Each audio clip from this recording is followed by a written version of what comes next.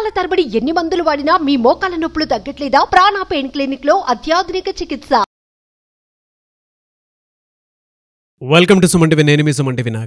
కోల్కతా ఇన్సిడెంట్కి సంబంధించినటువంటి వాటిల్లో ఈరోజు చీఫ్ జస్టిస్ మాట్లాడినటువంటి మాటలు కానివ్వండి, లేదు అని అంటే ఈరోజు దీనికి సంబంధించినటువంటి వాటిలో ఉన్న అప్డేట్స్ వరకు కనుక మనం చూసుకుంటే ఏం జరిగింది ఏంటి అనేటువంటి దాని మీద ఈరోజు మనతో పాటు హైకోర్టు అడ్వకేట్ రవీంద్రనాథ్ గారు ఉన్నారు. వారి మాటలు తెలుసుకుందాం. Hello sir. హాయ్ అండి నాగరాజ్ గారు. సార్, చాలామంది ఎదురు చూస్తున్నటువంటి విషయం ఎప్పుడెప్పుడు త్వరితగతిన జస్టిస్ వస్తుందా అనేటువంటి దాని మీద.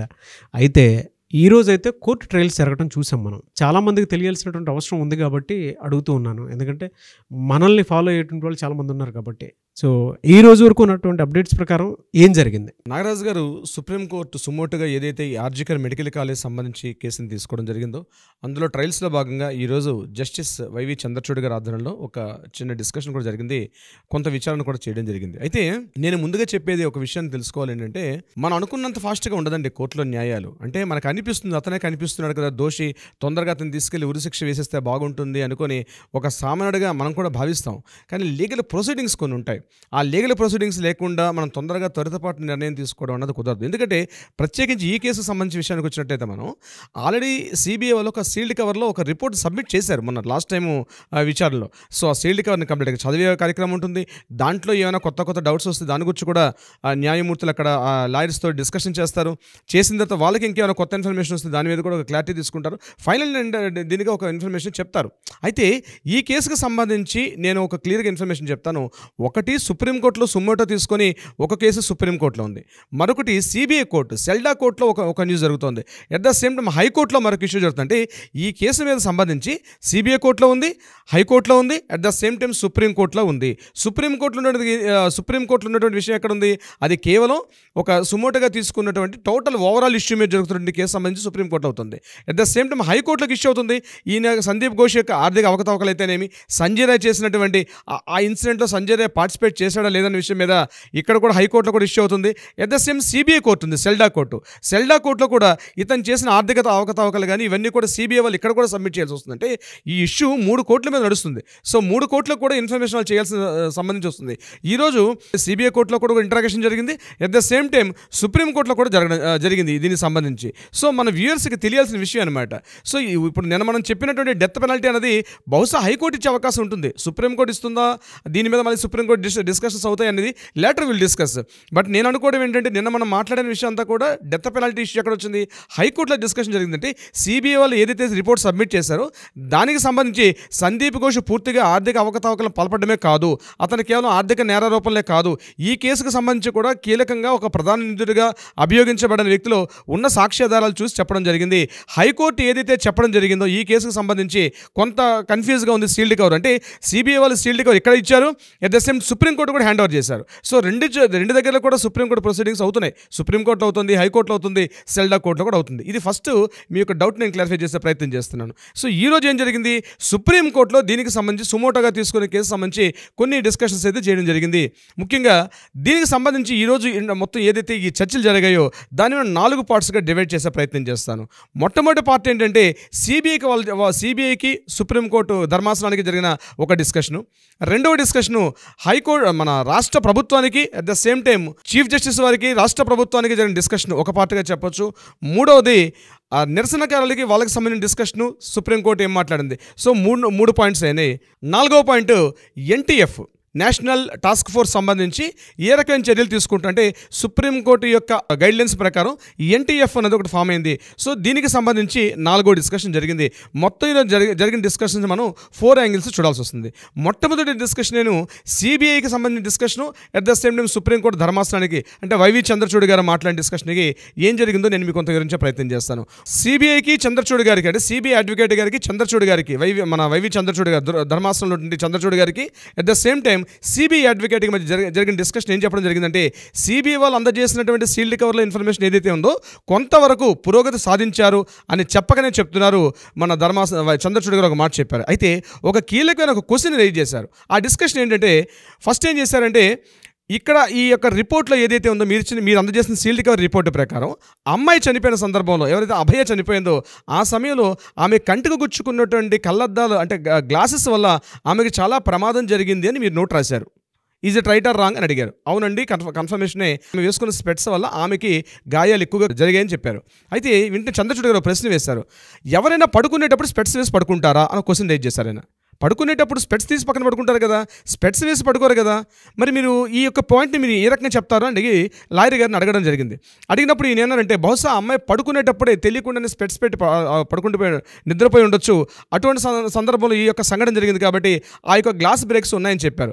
అయితే దీనికి సిబిఐ వారు చెప్పిన సమాధానం మీద చంద్రచూడ్ గారు అసలు వీడియో చూస్తే ఎందుకు అంత సంతృప్తి చెందినట్టుగా అనిపించలేదు. అంటే నేను ఈ విషయం ఎందుకు చెప్తున్నాను నాగరాజ్ గారు అంటే, ఎంత మైల్యూట్ పాయింట్స్ చూడండి. మనం జనరల్గా మాట్లాడుకుంటూ వెళ్తాం కానీ వెరీ మైల్యూట్ పాయింట్. అంటే నిద్రపోయేటప్పుడు స్పెట్స్ వేసి పడుకుంటామా, అది జనరల్గా ఎవరు చేయరు కదా. దీన్ని మీరు ఎట్లా చెప్పగలుగుతున్నారు? ఈ రిపోర్ట్ సీల్డ్ కవర్లో ఇచ్చారు అంటే ఒక ఇండికేషన్ మనకి ఏమొస్తుందంటే, వెరీ క్లీన్ అబ్జర్వ్ చేస్తున్నారు చంద్రచూడ్ గారు. ఈ యొక్క రిపోర్ట్ సీల్డ్ కవర్ ఏదైతే ఉందో ఇట్స్ థరోగా పించు టు పించు. నేను మీకు లాస్ట్ చాలా వీడియోస్లో చెప్పాను, సిబిఐ వాళ్ళు ఏదో ఇచ్చేసారు కాబట్టి రిపోర్ట్ ఇవ్వడం జరగదండి, ఈచ్ అండ్ ఎవ్రీ పాయింట్ కూడా స్టడీ చేస్తారు అని చెప్పడానికి ఇప్పుడు నేను చెప్పినటువంటి డిస్కషనే ఉదాహరణగా మనం చెప్పుకోవచ్చు. దీని మీద చంద్రచూడ్ గారు కొంత అసంతృప్తిగా అనిపించింది ఆ యొక్క డిస్కషను. దాని ఆయన త్వరగా స్టడీ చేసి చెప్తామని చెప్పారు. చెప్తూ ఒక మాట అన్నారు, ఈ సీల్డ్ కవర్ల ఇన్ఫర్మేషన్ ఏదైతే ఉందో ఇప్పుడున్నటువంటి సాక్ష్యాలన్నీ కూడా ఉన్నాయి కాబట్టి ఇటువంటి సందర్భంలో నేను రివీల్ చేసే పరిస్థితులు లేను, ఎందుకంటే ఇంకా కేసు ఇంట్రాగేషన్ పరిధిలో ఉంది కాబట్టి దీనికి సంబంధించి తర్వాత మనం నిర్ణయం తీసుకుందాం. ఇదైతే ఈ యొక్క ఏదైతే ఇన్ఫర్మేషన్ ఉందో సీల్డ్ కవర్ ఇన్ఫర్మేషన్ మాత్రం ఎట్టి పరిస్థితుల్లో కూడా రిలీజ్ చేసే అవకాశం లేదు అని మాత్రం చెప్పడం జరిగింది సిబిఐకి సంబంధించింది. ఇక రెండో పాయింట్, స్టేట్ గవర్నమెంట్ తీసుకున్నటువంటి చర్యలు ఏవైతే ఉన్నాయి, సీసీటీవీ ఫుటేజ్, సీసీటీవీ ఇన్స్టాలేషన్ కావచ్చు, వాష్రూమ్స్లో కొత్తగా వాష్రూమ్స్ కావచ్చు, మహిళలకు కావాల్సినటువంటి వెయిటింగ్ రూమ్స్ కావచ్చు, ఇట్లాంటివన్నీ మీరు ఇప్పటిదాకా ఈ గడిచిన కొద్ది రోజుల్లో మీ యొక్క పురోగతి అంటే మీరు టోటల్గా రాష్ట్ర వ్యాప్తంగా ఉన్నటువంటి కాలేజీల్లో మీరు ఎన్ని కాలేజీల్లో ఇన్స్టాలేషన్ చేశారు, ఎంత పురోగతిని సాధించారు అని క్వశ్చన్ వేయడం జరిగింది రాష్ట్ర ప్రభుత్వానికి. దీనికి సందర్భంగా రాష్ట్ర ప్రభుత్వ న్యాయవాది గారు ఏం చెప్పారంటే 26% పనులు కంప్లీట్ అయినాయండి, ఇంకా జరగాల్సిన చాలా ఉన్నాయన్నారు. దీని మీద కొంత అసహనాన్ని వ్యక్తం చేశారు. ఎందుకంటే జరగాల్సిన పనులు చాలా ఉన్నప్పుడు ఆల్మోస్ట్ మీకు 50 days అవుతుంది, ఇప్పటిదాకా మీరు ఎందుకు చర్యలు పురోగతి సాధించలేకపోయారు, దీని మీద ఇప్పటికే కంప్లీట్ చేయాలి కదా. మీరు ఆల్రెడీ నిరసనకారులు ఒక పక్క వ్యక్తం చేస్తున్నారు, వాళ్ళు కూడా యాజిటేషన్స్ ఉన్నాయి, అలిగేషన్ వాళ్ళు కూడా కొంత యాజిటేషన్ నిరసన తెలుపుతున్నారు. ఇటువంటి సందర్భాల్లో కూడా మీరు ఎందుకు ఇంత త్వరితగతిన చేయలేకపోతున్నారు వాళ్ళ యొక్క భద్రతాపరమైన చర్యల మీద అని చెప్తూ మాట్లాడడం జరిగింది. దీని మీద సుప్రీంకోర్టు ఒక డెడ్ లైన్ కూడా ఇవ్వడం జరిగింది. కమింగ్ October 14th ఈ టోటల్గా కంప్లీట్ 100% కంప్లీట్ అయినట్టుగా వీలైనంత త్వరగా కంప్లీట్ చేయమని చెప్పి ఒక మౌఖిక ఆదేశాలు కూడా ఇవ్వడం జరిగింది స్టేట్ గవర్నమెంట్కి. దీంతో పాటు మరికొన్ని క్వశ్చన్స్ కూడా వేశారు. ఇప్పుడు ఎవరైతే ఈ ఆర్జికర్ మెడికల్ కాలేజీలో కొత్త ప్రిన్సిపాల్ ఇప్పుడు ఎవరు అపాయింట్ చేశారు అని చంద్రచూడ్ గారు ప్రశ్న అడిగారు. దానికి చెప్పారు వీళ్ళు మానస బందోపాధ్యాయ, ఇతని యొక్క పరిస్థితి ఏమిటని అడిగారు. అయితే దీని మీద అతని యొక్క హిస్టరీ కానీ అతని యొక్క ప్రీవియస్ హిస్టరీ చాలా క్లీన్ చిట్ ఉంటాడు, హీఈస్ అ రైట్ పర్సన్. ముఖ్యంగా ఇటువంటి కేసు సంబంధించిన సమయంలో ఆర్జికర్ మెడికల్ కాలేజీలో మానస బందోపాధ్యాయ ఉండడం చాలా కరెక్ట్ అని చెప్తూ అట్ ద సేమ్ టైం అంటే డిప్యూటీ సూపరింటెండెంట్ ఎవరు ఉన్నారని అడిగారు ఇమీడియట్గా. దానికి సప్తర్షి చటర్జీ అనే పర్సన్ ఉన్నారండి, he is also very clean chit అని చెప్పడం జరిగింది రాష్ట్ర ప్రభుత్వం తరపున. మరొక విశేషం కూడా జరిగింది, తలా పోలీస్ స్టేషన్లో ఉన్నటువంటి అభిజిత్ మండల్ని ఆల్రెడీ అతన్ని చేశారు కాబట్టి ఇప్పుడు కొత్తగా ఎవరు నియమించారు, అతను చేస్తున్నటువంటి వర్క్స్ ఏంటని చెప్పి అడగడం జరిగింది. దీనికి వాళ్ళు చెప్తూ కొత్తగా ఒక పర్సన్ని ముఖ్యంగా మలయ్ కుమార్ దత్తని ఇమీడియట్గా అభిజిత్ మండల్ గారి ప్లేస్లో అపాయింట్ చేశామని చెప్పి నిన్న సిపి గారు కూడా ఈరోజు ఈ డిస్కషన్స్ ఉన్నాయన్న ఉద్దేశంతో నిన్న కమిషనర్ ఆఫ్ పోలీస్గా అపాయింట్ అయినటువంటి ఈ వర్మ గారు కూడా ఇమీడియట్గా నిన్న కంప్లీట్గా ఆర్జికర్ హాస్పిటల్ని నిన్న పూర్తిగా స్టడీ చేశారు. ఆయన కూడా ఇప్పుడు రెడీగా ఉన్నారు, మీరు ఏమైనా క్వశ్చన్స్ అడిగితే ఆయన కూడా సిద్ధంగా ఉన్నారని చెప్పడం కూడా జరిగింది. అయితే దీని మీద సుప్రీంకోర్టు చంద్రచూడ్ గారు ఆయనతో ఈ విషయాలు కూడా మాట్లాడే పరిస్థితులు లేరాయన. సో నెక్స్ట్ పాయింట్ ఏం జరిగిందంటే, ఎన్టీఎఫ్ సంబంధించి ఏదైతే నేషనల్ టాస్క్ ఫోర్స్ ఏదైతే ఏర్పాటు చేశారో దీనికి సంబంధించి ఆయన రేజ్ చేశారు. ఇప్పటివరకు ఎంత పురోగతి సాధించారు, మీ యొక్క అప్డేట్స్ ఏంటని చెప్పి నేషనల్ టాస్క్ ఫోర్స్ సంబంధించిన ఒక అడ్వకేట్ గురించి మాట్లాడడం జరిగింది. ఆయన ఏం చేశారంటే దీని గురించి మేము ఆల్రెడీ డిస్కషన్స్ ఇప్పటికీ ఒక 3 మీటింగ్స్ పెట్టాం. ముఖ్యంగా వైద్య కళాశాలలో కానీ ముఖ్యంగా దీని నాట్ ఓన్లీ వెస్ట్ బెంగాల్ సంబంధించిన ఒకటే కాదు, ఎంటైర్ దేశవ్యాప్తంగా సంబంధించిన వర్క్ చేస్తుంది ఎన్టీఎఫ్. దాంట్లో కూడా మనం లాస్ట్ టైం మాట్లాడాం, 10 మంది ఆ యొక్క బృందంలో కూడా మన రాష్ట్రానికి సంబంధించిన గ్యాస్ట్రోఎంట్రాలజిస్ట్ జి నాగేశ్వర రెడ్డి గారు కూడా అందులో ఒక కీలక సభ్యుడిగా ఉన్నారని చెప్పి, at the same time AIIMS హాస్పిటల్లో పనిచేస్తున్న డైరెక్టర్ గారండి ఎం శ్రీనివాస్ గారంటే ఇద్దరు తెలుగు వ్యక్తులు కూడా ఉన్నారని మనం ఒక వీడియోలో కూడా చెప్పడం జరిగింది. అయితే ఎన్టీఎఫ్ నేషనల్ టాస్క్ ఫోర్స్ వీళ్ళు చేస్తున్నటువంటి డ్యూటీ ఎంతవరకు వచ్చింది అని చెప్పి అడగడం జరిగింది. అయితే వాళ్ళు ఏం చెప్పారంటే, మేము ఇప్పటికి 2 మీటింగ్స్ పెట్టాం కానీ 3rd మీటింగ్ కూడా రెడీ అవుతున్నాం అంటే, లేదు with in the next October 14th వరకల్లా మీరు ఒక స్టడీ రిపోర్ట్ తోటి ఏం చేశారు, మీ ప్రోగ్రెస్ రిపోర్ట్ ఏంది, next coming October 14th hand over చేయమని చెప్పి వాళ్ళకు కూడా గైడ్లైన్స్ ఇవ్వడం జరిగింది సుప్రీంకోర్టు వారు. వీటితో పాటు మరొక కీలక విషయం కూడా మాట్లాడడం జరిగింది. ముఖ్యంగా మృతురాలి యొక్క బంధువులకు సంబంధించి మృతురాలి యొక్క పేరెంట్స్ ఒక రిక్వెస్ట్ పెట్టుకున్నారు. మా అమ్మాయికి సంబంధించిన విషయాలన్నీ కూడా వికీపీడియాలో ఉండకూడదు, కానీ ఎక్కడ కూడా గూగుల్లో సెర్చ్ ఇంజిన్లో ఎక్కడ కూడా లభించకుండా ఉండే ఏర్పాటు చేయమని చెప్పి లాస్ట్ విచారణలు అడిగారు. కానీ ఈ రోజు కూడా ఇప్పటికీ వికీపీడియాలో ఇంకా కొన్ని చోట్ల కనిపిస్తుందని, అదేవిధంగా కొన్ని సామాజిక మాధ్యమాలు సోషల్ మీడియాలో కూడా వీటి గురించి ఇన్ఫర్మేషన్ ఉందనే విషయం మీద సుప్రీంకోర్టు చాలా తీవ్రస్థాయిలో ధ్వజమెత్తింది. ఇప్పటికేమైనా లాస్ట్ టైం గైడ్లైన్స్ ఇచ్చినప్పుడు కూడా రాష్ట్ర ప్రభుత్వం చర్యలు ఎందుకు తీసుకోవడం లేదు? ఇమ్మీడియట్గా వికీపీడియాని కానీ గూగుల్లో కానీ సెర్చ్ ఇంజిన్స్లో కానీ సోషల్ మీడియాలో ఎవరైనా సరే మృతురాలి యొక్క ఫోటోలు కానీ వీడియోస్ కానీ లేకపోతే సెమినార్ హాల్కి సంబంధించిన ఫొటోస్ కానీ ఎక్కడైతే మర్డర్ జరిగిందో దీనికి సంబంధించిన ఇటువంటి ఉన్న తక్షణమే చర్యలు తీసుకోమని చెప్పి లాస్ట్ టైం ఉపసంహరించమని చెప్పారు. ఈసారి ఎవరైనా అట్లాంటి కనిపిస్తే వాళ్ళ మీద చర్యలు తీసుకోమని చెప్పి ఒక నోడల్ ఆఫీసర్ను కూడా అపాయింట్ చేయడం జరిగింది. దీనికి సంబంధించి రాష్ట్ర ప్రభుత్వానికి ఒక సూచన చేశారు మన సుప్రీంకోర్టు వారు. ఇక ఫోర్త్ పాయింట్ నాగరాజు గారు, నిరసనకారులు ఎవరైతే గడిచిన కొద్ది రోజులుగా కొంత నిరసన తెలుపుతున్నారు, రాష్ట్ర ప్రభుత్వం మాకు మేము అడిగినటువంటి 5 డిమాండ్లో 4 డిమాండ్లు మాట్లాడారు. కానీ ముఖ్యంగా మాకు సంబంధించినటువంటి భద్రతాపరమైన చర్యలు, మాకు రక్షణపరమైన చర్యల్లో ఇప్పటికీ కూడా రాష్ట్ర ప్రభుత్వం సరైన పురోగతి సాధించలేదు అన్న విషయం మీద మాట్లాడుతూ రీసెంట్గా ఒక సాగర్ దత్తా హాస్పిటల్లో జరిగిన సంఘటన ఉదహరిస్తూ అక్కడ డాక్టర్స్ కొంతమంది గాయపడ్డారు. అక్కడ ఏదైనా ఒక బంధువు అంటే ఆ సాగర్ దత్తా హాస్పిటల్ ఏం జరిగిందో మనం ఒక విషయాన్ని మాట్లాడాము. మనం ఆ హాస్పిటల్లో ఒక వ్యక్తి చనిపోయారు. వారికి సంబంధించినటువంటి బంధువులు కొంతమంది హాస్పిటల్ మీద అటాక్ చేసి అక్కడ డ్యూటీలో ఉన్నటువంటి డాక్టర్స్ మీద, నర్సింగ్ సిబ్బంది మీద చాలా గట్టిగా కొట్టేటట్టుగా గాయాలు పాలైనట్టుగా కూడా తెలిసింది. సిఎస్ఎఫ్ బృందాలు వచ్చి విడిపించేదాకా తీవ్ర స్థాయికి వెళ్ళిందనమాట. అంటే ఒకవైపు నిరసనకారులు చెప్తున్నారు, మేము డ్యూటీస్ చేయాలి అంటే, మా విధులు మేము సక్రమంగా నిర్వర్తించాలంటే మాకు ఒక సెక్యూరిటీ వ్యవస్థ మీరు ఏర్పరచాలి, ఒక కమిటీని ఏర్పరచాలి. ఏదో ఏర్పాటు చేసామని చెప్పి పేపర్గా రాసి సరిపోవట్లేదు, మీరు ఆ రకమైన భద్రతాపరమైన చర్యలు తీసుకోవాలని చెప్పినప్పుడు కూడా ఇప్పటివరకు కూడా అటువంటి చర్యలు తీసుకునే ప్రయత్నం లేరు. దీన్ని సుప్రీంకోర్టు వాళ్ళకి నివేదించారనమాట. దీనికి సంబంధించి ఒక గైడ్లైన్స్ ఇవ్వమని చెప్పి సో ఇమీడియట్గా దీన్ని అర్థం చేసుకోవడానికి సుప్రీంకోర్టు వారు కూడా ఇమీడియట్గా స్టేట్ గవర్నమెంట్ చెప్పారు మమతా బెనర్జీ వారి ప్రభుత్వానికి. ఇమ్మీడియట్గా గడిచిన వాళ్ళు 42 రోజుల పాటు వాళ్ళు ఏకదాటిగా నిరసనలు చేశారు, శాంతియుతంగా చేశారు. కాబట్టి ఇమ్మీడియట్గా నెక్స్ట్ October 14th వీళ్ళు అడిగారు, మాకు టైం కావాలి. October 30th టైం అడిగితే October 30th టైం ఇచ్చేది లేదు. బిఫోర్ 14th October 14th దీనికి సంబంధించినటువంటి ఒక కమిటీని వేయడం కానీ లేకపోతే మీరు ఏం తీసుకుంటున్నారో నెక్స్ట్ హీరింగ్స్ వచ్చేసరికల్లా కంప్లీట్గా ఇవ్వమని చెప్పడం కూడా జరిగింది. సో ఇది కూడా ఒక విజయంగా చెప్పుకోవచ్చు. సో మొత్తం డిస్కషన్ మనం 4 పారామీటర్స్లో ఆలోచించినప్పుడు ఇవి ప్రధానంగా జరిగిన డిస్కషన్స్ అయితే ఇవి జరిగాయి. నెక్స్ట్ మళ్ళీ హీరింగ్స్ October 15th ఏర్పాటు చేస్తామని చెప్పారు.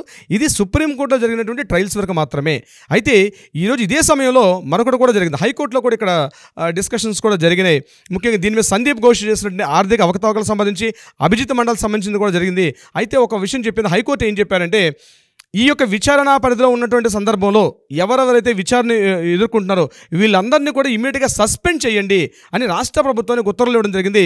రాష్ట్ర హైకోర్టు అయిన కలకత్తా హైకోర్టు ఒక దిశానిర్దేశం చేశారు. అంటే ఎవరైతే ఈ కేసుకు సంబంధించి ఈ ముఖ్యంగా ఆర్థిక అవకతవకలు కావచ్చు లేకపోతే రేప్ అండ్ మర్డర్ కేసు సంబంధించి ఎవరైతే అభియోగాలు ఎదుర్కొంటున్నారో వాళ్ళందరినీ ప్రెజెంట్ డ్యూటీస్ చేసుకోకుండా సస్పెండ్ చేయండి, అప్పుడే మనకి సాక్ష్యాధారాలు దొరికే అవకాశం ఉంటుందని చెప్పి హైకోర్టు కూడా ఉత్తర్వులు జారీ చేయడం జరిగింది.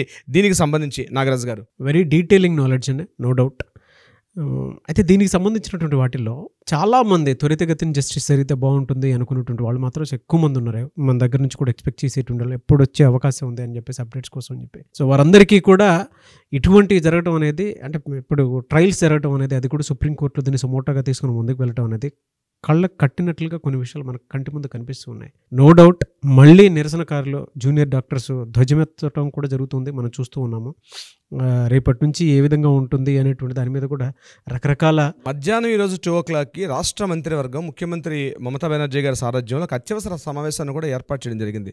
ఓ పక్క సుప్రీంకోర్టు ట్రయల్స్ అవుతుండగానే వాళ్ళకి అందిన గైడ్లైన్స్ ప్రకారం హుటాహుటిన అత్యవసర సమావేశం క్యాబినెట్ మీటింగ్ కూడా ఏర్పాటు చేసి మాట్లాడడం జరిగింది. మరి ఆ క్యాబినెట్ మీటింగ్లో ఏం మాట్లాడింది నెక్స్ట్ వీడియోలో మనం డిస్కస్ చేద్దాం నాగరాజు గారు. ఏదేమైనా sir, we demand justice, we want justice. Thank you so much Ravindranath garu. Thank you so much Nagaraju గారు.